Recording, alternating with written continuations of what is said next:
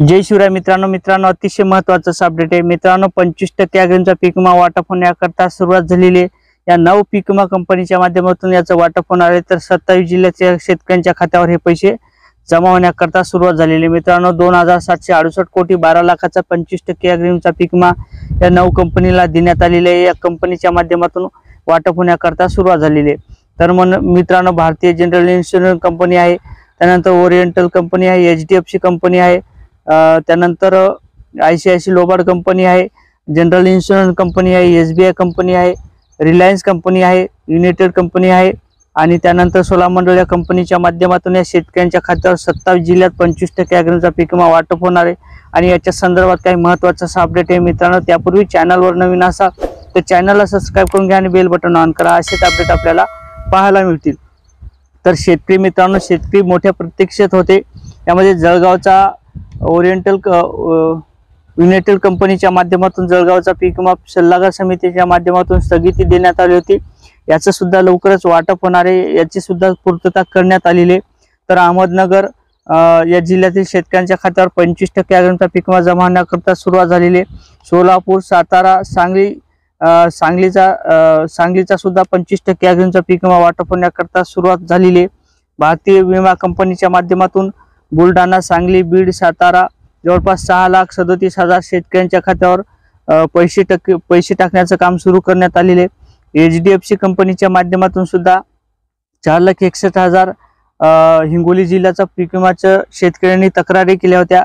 सल्लागार समितीच्या माध्यमातून या पीक विम्याला स्थगिती देण्यात आली होती, परंतु ज्या शेतकऱ्यांनी तक्रार केल्या होत्या अशा शेतकऱ्यांच्या खात्यावर हे पैसे जमा होण्याकरता सुरुवात झालेली मित्रांनो। होणार आहे मार्च एंडिंग पर्यंत त्याचं वाटप होणार आहे।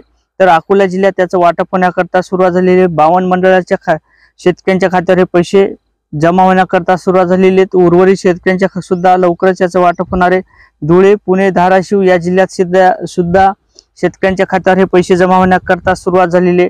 त्यानंतर युनिव्हर्सल कंपनीच्या माध्यमातून जालना 42 मंडळाचं वाटप होण्याकरता सुरुवात झालेली आहे।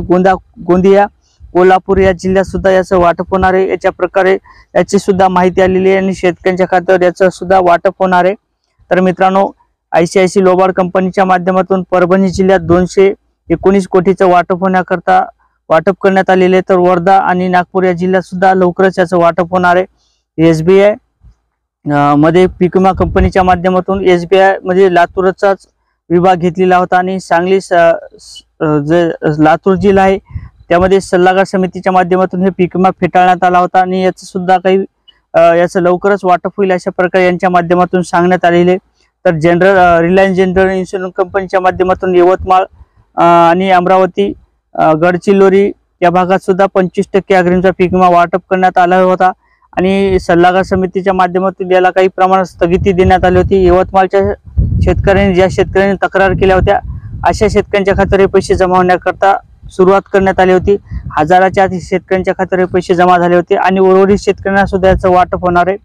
तर युनायटेड कंपनीच्या माध्यमातून जवळपास नांदेड जिल्ह्यात 90 मंडळासाठी वाटप करण्यात आलं होतं। वाटप करण्याकरता सुरुवात झालेली आहे। ठाणे, रत्नागिरी, सिंधुदुर्ग या जिल्ह्यातील शेतकऱ्यांच्या खात्यावर याचं वाटप होण्याकरता सुरुवात झालेली आहे। सोला मंडळ या कंपनीच्या माध्यमातून छत्रपती संभाजीनगर, भंडारा, पालघर आणि रायगड या शेतकऱ्यांच्या खात्यावर सुद्धा पैसे जमा होण्याकरता सुरुवात झालेली आहे मित्रांनो। अशा प्रकारे 9 जिल्ह्यातील शेतकऱ्यांच्या खात्यावर हे वाटप होण्याकरता नऊ पीक विमा कंपनीच्या माध्यमातून 27 जिल्ह्यात वाटप होण्याकरता सुरुवात झालेली आहे। तर मित्रांनो, इतर जिल्ह्यात सुद्धा लवकरच वाटप होणार आहे आणि त्याच्या संदर्भात काही नवीन अपडेट आलं तर आपल्या व्हिडिओच्या माध्यमातून माहिती घेण्याचा प्रयत्न करणार आहोत मित्रांनो। नक्कीच चॅनल सबस्क्राइब करून ठेवा, असेच अपडेट आपल्याला पाहायला मिळतील। जय शिवराय मित्रांनो।